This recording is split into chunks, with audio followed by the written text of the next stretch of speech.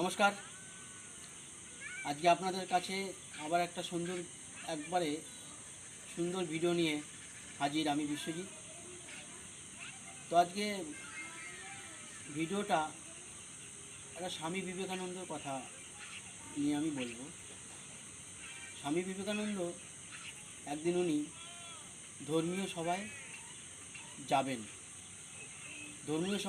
সেই ধর্মীয় সভায় যাওয়ার সময় তিনি তার মা সারদা দেবীর কাছে অনুমতি চাইতে গিয়েছিলেন যে মা, আমি ধর্মীয় অনুষ্ঠানে যাব, সেখানে গিয়ে আমার কাজ সম্পূর্ণ হবে, তুমি আমাকে বলো।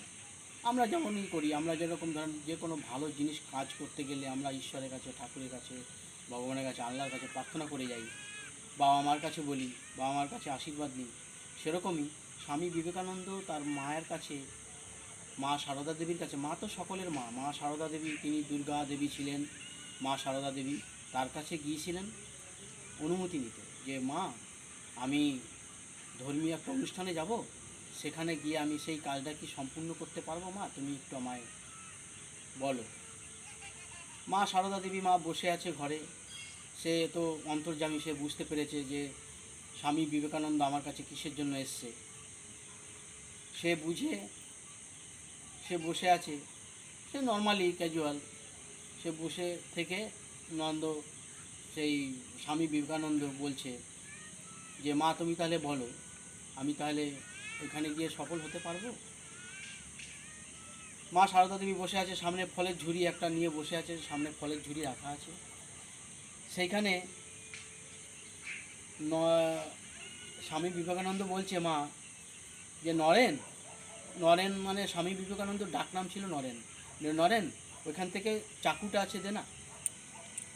তখন সেই নরেন চাকুটা দিচ্ছিল, দেখেন সেই দেখার মানে চাকুটার দেওয়ার কারণটা দেখেন, মানে এই যে ফলাটা, ধারালো ফলাটা কিন্তু নরেন দিল, সেই নরেনের দিকেই মা সারদার দিকে ছিল বাট, আর নরেনের দিকে ছিল এই ফলাটা, মানে ধারালোটা ছিল স্বামী বিবেকানন্দর দিকে, আর মার হাতে ছিল এই বাট। তখন মা সারদা দেবী, তখন সে বুঝতে পেরে গেছিল যে যা, তুই সফল হতে পারবি, তুই পরীক্ষায় পাশ করে গেছিস। এবার স্বামী বিবেকানন্দ বলছে তুমি তো কিছুই জিজ্ঞেস করলে না মা, আমাকে তো কিছুই বললে না, তাহলে তুমি কি দেখে বললে আমি পাশ করে গেছি, আমি পরীক্ষায় পাশ করে গেছি, তাহলে আমি কি করে বুঝবো।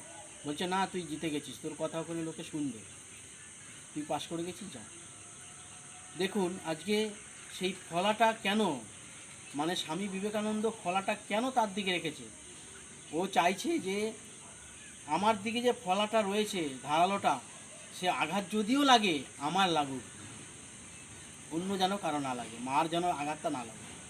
ওই কারণে সে ধারালো দিকটা স্বামী বিবেকানন্দ ধরেছিলেন, আর বাটের দিকটা মা সারদা দেবীর কাছে দিয়েছিলেন। এইটাই ঠিক তদ্রূপ আমরাও সেই ধরনেরই কাজ করব। আমরা যে চাকুটা দিলাম এই উদ্দেশ্যে এইটাই না, মানে আমরা এমন ধরনেরই কাজ করব, যে কোনো, আমরা ইউটিউবের কাজ করছি, আরও বিভিন্ন রকম বিভিন্ন জনা কাজ করছে, কিন্তু সেই ধরনেরই আমরা যেই কাজটা করব, সেই কাজটা করে মানে অন্য জনা যেন আঘাত না পায়, সেই ধরনের কাজটা আমাদের করতে হবে। আমরা তো সেই ধরনের কাজ করতে পারছি না, সেই ধরনের কাজ কি করে করব।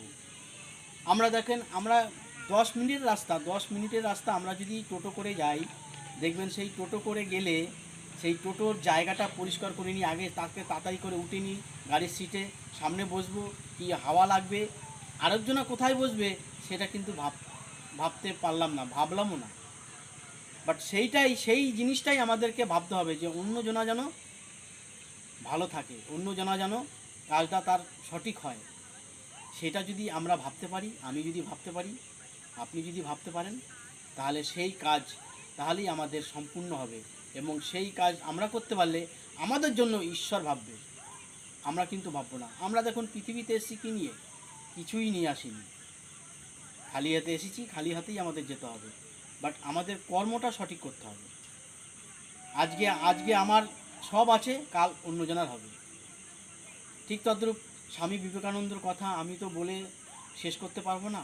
উনি একজন মহান ব্যক্তি, মা সারদা দেবী, ওনাদের কথা আমিও সঠিক বলতে পারবো না। তো আজকে আমাদের সেই ধরনেরই কাজ আমরা করব, যাতে সকলের ভালো হয় এবং আমরা যেন সেই কাজটা সম্পূর্ণভাবে করতে পারি, প্রতিটি মানুষের পাশে যেন দাঁড়াতে পারি, প্রতিটি মানুষকে যেন ভালোবাসতে পারি, এবং তারপরেই আমাদের সেই কাজ সম্পূর্ণ হবে এবং সাকসেস হবে। ক্লিক করো বন্ধু। সেই সেই ধরনেরই কথা বলছি। মা সারদা দেবীর কথা, স্বামী বিবেকানন্দের কথা, এদের তো বলে শেষ করতে পারবো না, আমার সেই বলার ক্ষমতাও নেই। বাট আমি যতটা আপনাদের কাছ থেকেই আমি শিখেছি, আপনাদের কাছ থেকেই আমি দেখেছি, তাই সেইটুকুনি আপনাদেরকে বললাম। তো আজকে আমরা সেই প্রতিটি মানুষের কাছে যাব, প্রতিটি মানুষের হাত ধরে চলব এবং প্রতিটি মানুষের পাশে দাঁড়াবো, প্রতিটি মানুষকেই ভালোবাসবো। তো আজকে আমাদের সেই ছোট্ট ভিডিওটা আপনাদের কাছে করলাম। আপনারা দেখে অবশ্যই যদি ভালো লাগে আপনাদের মতামত জানাবেন, আর লাইক, কমেন্ট, সাবস্ক্রাইবার অবশ্যই করবেন। তো আর কিছু বলবো না, তবে বলার শেষে, সবার শেষে একটা কথাই বলবো, change your thoughts, change your life. ধন্যবাদ।